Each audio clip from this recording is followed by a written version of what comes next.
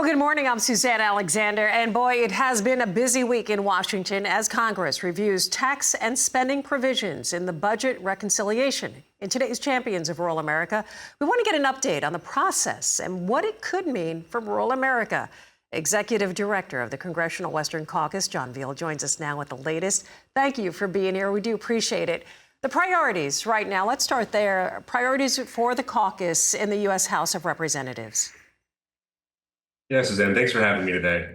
I think you said it great. House is really working hard on budget reconciliation right now. We are very proud to be able to say that last night, the House Agriculture Committee, led by Chairman G.T. Thompson, was able to pass a series of provisions that are going to help with America's rural farm economy and help improve some of these support programs we have for them, as well as do some things to help in the future for anyone out in rural America. And that is going to combine with some of the great work that was done by the House Natural Resources Committee, led by Chairman Bruce Westerman, just last week, which is going to use the public lands and the natural resources we already have here in the United States to promote domestic energy and domestic mineral production. We really think that those two things are going to go a long way to help getting budget reconciliation through the House and hopefully through the Senate, and then all the way to the president's desk. And that's the most immediate priority, I think, for the entirety of the House right now. The caucus has played a key role in both of those committee hearings and will play a key role going forward. We have 95 members, and we're looking forward to being strong messengers on how we get this all the way to the president's desk. Yeah, let's talk about that, John, the process of getting it all the way. The House and Senate, they fast track, they have their items that they want to fast track. The next steps for this process, how will this play out? Yeah, exactly. So once the all the committees that have been given instructions on budget reconciliation have reported, they will send it over to the Budget Committee, which will then finalize it and push it to the House floor. We're hoping sometime very soon, maybe next week.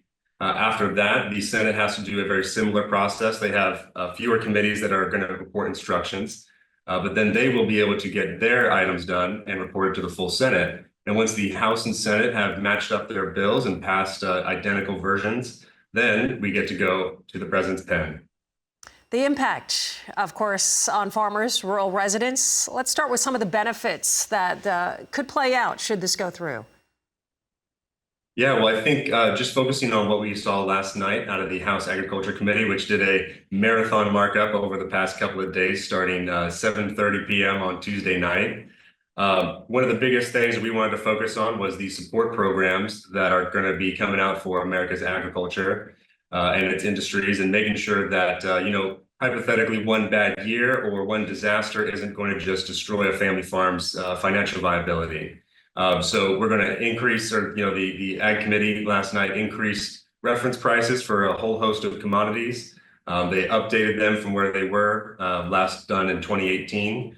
So you can imagine both on the production side as well as the market side, we've seen significant changes in how all these price levels play out. And that means that the reference prices and other support programs have to change as well.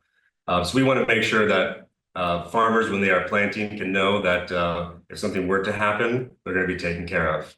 Any concerns here for rural America or farmers, something that they should be looking out for? I know we're talking a lot about infrastructure and development, possible changes to health care and Medicaid.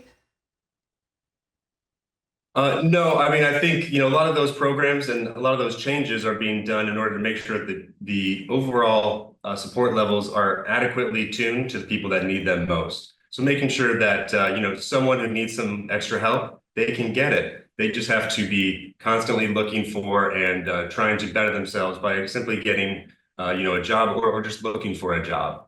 We just want to make sure that the welfare programs are going to those that are also trying to improve themselves.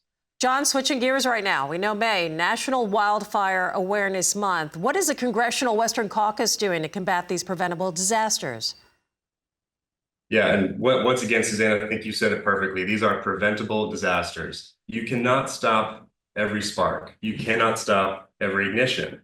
But what you can do is prepare so that when the fire comes, it won't spread as fast, and the equipment you have ready to put it out is on station and ready. And that means that we have to do a better job of managing our hazardous fuel loads. And we have to make sure that our wildland firefighters are taken care of, and they've got the best equipment and the best aircraft that they can get in order to put out those fires immediately. And that means that there's also some coordination that needs to be improved on the federal, state, and local side to make sure that all those different entities, and firefighters come from all three levels, are working together and are prioritizing the right fires that are the most dangerous.